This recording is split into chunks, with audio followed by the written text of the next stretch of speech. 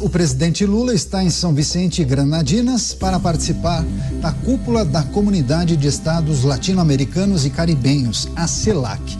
Mas sua principal agenda por lá é o encontro com o líder da Venezuela, Nicolás Maduro. A expectativa é que ambos discutam a realização das eleições presidenciais na Venezuela, que estão previstas para serem realizadas até o fim do ano. Lula também adiantou que não vai abordar a disputa entre Venezuela e Guiana pela região de Essequibo, que pode culminar em um conflito dentro do continente. Vamos ouvir o que o presidente disse sobre isso. A gente separou esse trecho. Vamos acompanhar. Nós não discutimos a questão do Essequibo. Não discutimos. Por que não discutimos? Porque não é o momento de discutir. Era uma reunião bilateral para discutir desenvolvimento, para discutir investimento. Mas o presidente sabe, como sabe o presidente Maduro, de que o Brasil está disposto a conversar com eles a hora que for necessário, quando for necessário, porque nós queremos convencer as pessoas de que é possível, através de muito diálogo, a gente encontrar a manutenção da paz. Da mesma forma que eu não vou discutir com o presidente Maduro essa questão, porque a reunião não é para isso, eu vou discutir a CELAC, eu vou encontrar com o Maduro lá, não pretendo discutir. A hora que eles quiserem marcar uma reunião e o presidente Ralph, que é o coordenador, quiser marcar, o Brasil estará totalmente à disposição para participar. A questão que envolve a Guiana, segundo o presidente brasileiro, não será tratada, pelo menos nesse momento, adiantando que o tema do encontro será para tratar das eleições na Venezuela. Vamos a Brasília? José Maria Trindade com a gente. Zé, seja bem-vindo, uma ótima noite a você. Lula e Nicolás Maduro mantêm uma relação próxima já há bastante tempo. Há convergências, inclusive no campo ideológico, podemos afirmar isso com toda tranquilidade. Que a gente pode esperar dessas tratativas e conversas acerca das eleições na Venezuela? Como o presidente brasileiro deve se posicionar em relação às eleições por lá? Pois é, nós somos os vizinhos aqui que não metem a colher, né? Muito boa noite, Daniel, boa noite, colegas aqui de bancada, e boa noite a você que sempre está aqui nos pingos, nos is. Isso é muito importante, viu? Olha, esta reunião do presidente Lula com o Nicolás Maduro tinha que ser mais objetiva no sentido de discutir tudo, discutir eleições, discutir as relações ali na fronteira, discutir inclusive os venezuelanos que estão aqui no Brasil, a situação deles, e discutir principalmente a possibilidade de uma guerra. Nosso continente aqui, a América do Sul, não tem tradição de guerra entre os países, né? E pela primeira vez nos últimos anos aí, existe a possibilidade. E isto incomoda. E não é só um incômodo emocional, não. É econômico também, porque isso faz com que o Brasil tome providências, se equipe e possa guarnecer as divisas. E isso, evidentemente, que é um esforço econômico e também um esforço diplomático. Então, eu entendo que esse assunto deveria estar na mesa de negociação e de conversa, pelo menos de conversa. E dizer que o Brasil não acha prudente que Nicolás Maduro possa ter a ideia de anexar outro país, porque invadir e tomar 75% do território de um país é praticamente anexar o outro país. Era preciso que conversasse. Mas olha, a eleição é apenas uma ponte, uma parte da democracia. Existem outros pontos para serem discutidos numa democracia. Esta alternância de poder é uma exigência da democracia. É preciso que grupos se alternem no comando do país, até para um ter uma ideia de como é dirigir o país e como o outro está dirigindo o país. E a população tem que votar. Não é só a eleição. Uma eleição na Venezuela que não aconteça de forma transparente, livre, não é eleição. E não tira de Maduro a pecha de ditador. Mas mesmo assim ele está temendo as eleições, está tentando fazer uma disputa sozinho. Quando aparece um opositor, ele logo cria dificuldades e vai lá e inviabiliza o opositor. Isso não é eleição e não é disputa. Era o momento, sim, de se discutir a democracia. A democracia é um assunto bom para ser discutido entre presidentes. Também com a gente o Acácio Miranda, aqui no estúdio em São Paulo, a quem eu agradeço demais pela participação. Também o Diego Tavares, já agradeço demais pela participação dos dois. Vou começar com Acácio Miranda. Lideranças internacionais costumam questionar a transparência no processo eleitoral na Venezuela. O presidente Lula irá se reunir com Nicolás Maduro. De que maneira o país, por meio de seu presidente, deve se colocar acerca do processo eleitoral? Sugerir a presença de observadores internacionais seria um começo? E, além disso, por que não tratar da questão que envolve esse equívoco? Não é um assunto importante? Estamos na iminência de um conflito aqui na região. Sem dúvida, Daniel. Em primeiro lugar, boa noite a você, boa noite ao Diego, boa noite ao Zé e boa noite especial à nossa audiência. Acho que o Zé bem ponderou os dois principais aspectos relacionados a esse encontro. Em primeiro lugar, a democracia é essencial a qualquer país, a qualquer nação. E o presidente Lula, como representante do maior país da América do Sul, tem a obrigação de minimamente conversar com o Nicolás Maduro sobre as eleições venezuelanas, principalmente porque Lula é o grande fiador do Acordo de Barbados, que foi um acordo feito entre Venezuela e outros países para que as eleições naquele país sejam transparentes e, como contrapartida a isso, os Estados Unidos derrubassem parte dos embargos à Venezuela. Os Estados Unidos têm cumprido a sua parte. Resta saber, e eu confesso que tenho muitas dúvidas em relação a isso, se Nicolás Maduro cumprirá ou não cumprirá a sua parte. Em segundo lugar, outra decorrência da democracia é o respeito à soberania. E Nicolás Maduro tem a obrigação de respeitar a soberania da Guiana, principalmente porque, para que ele invada a Guiana, ele precisa atravessar, ele precisa sobrepor o território brasileiro. E a partir disso, os nossos interesses, os interesses do Brasil, também estariam inseridos nessa confusão. Então, minimamente, Lula precisa dar um puxão de orelha em Nicolás Maduro para que ele respeite a soberania na América do Sul, para que ele respeite a democracia no seu país ou que ele respeite a força do Brasil, que é o maior país da América do Sul.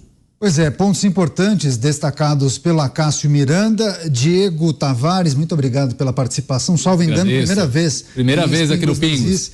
Venha sempre, temas importantes, sua contribuição será muito importante por aqui. Obrigado. Bom, o Brasil, de certa maneira, precisa assumir o seu protagonismo aqui na região diante de temas tão importantes em um país vizinho e que, de certa maneira, tem uma relação histórica, especialmente com esse grupo que está no poder atualmente. De que maneira que o presidente da República deve se comportar diante de dois temas tão sensíveis? Bom, Caniato, uma boa noite a você, boa noite a Cássio, boa noite Zé, boa noite para nossa audiência aqui do Pingos nos Is. Caniato, eu classifico no mínimo como um contrassenso o presidente Lula tratar de forma tão amena o caso da Venezuela, do conflito em relação à Guiana, sendo que esse mesmo presidente, em cada oportunidade que tem de ir ao microfone, faz críticas, por exemplo, ao governo Netanyahu e às atividades israelenses em decorrência do ataque terrorista do Hamas na região da faixa de Gaza. O presidente não perde uma oportunidade de fazer críticas a condutas semelhantes de um governo, porque é um governo aliado, porque é um governo ideologicamente que compartilha o mesmo viés ideológico. Então, partindo desse contrassenso, o presidente Lula, sim, para deixar muito claro esse protagonismo regional do Brasil, deveria puxar e de forma muito dura a orelha do Nicolás Maduro e dizer que tem que, como o Acácio colocou aqui de forma muito brilhante, tem que ser respeitado o acordo que foi celebrado, tem que ser respeitada a soberania brasileira e tem que ser respeitada também a soberania do povo venezuelano. E por isso que o Brasil tem que ser um dos protagonistas em garantir na Venezuela eleições livres, inclusive, como você bem colocou na chamada da nossa matéria, com observação internacional, com observação de órgãos independentes que possam atestar para o mundo que lá não houve a prevalecência da vontade de um ditador, mas a vontade popular do povo venezuelano. Porque só ter eleições não garante que exista democracia em um país. Nós acompanhamos diversos exemplos do mundo de países que têm eleições, a Venezuela, infelizmente, é um desses exemplos, eleições que não funcionam, eleições que são manipuladas, eleições onde a votação não reflete aquilo, não reflete a vontade popular. Então, é muito importante sim que o Lula tenha, tal como ele tem uma postura dura em relação ao conflito que ocorre no Oriente Médio, também em relação à democracia venezuelana e, sobretudo, em relação ao conflito entre a Venezuela e a Guiana, que envolve, como o Acácio disse aqui, o território brasileiro. Pois é, vou retomar com o José Maria Trindade. Zé, também tem uma questão que a gente precisa destacar, porque dependendo do posicionamento do Brasil em relação a certas pautas e agendas ligadas à Venezuela, muitos entendem que poderia haver uma certa leniência do Brasil em relação às posturas de Nicolás Maduro, à ditadura da Venezuela. Você não acha que o Brasil poderia acabar se alinhando a países não tão democráticos e, de certa maneira, entrar em confronto com o que pensa também países do Ocidente, como, por exemplo, os Estados Unidos?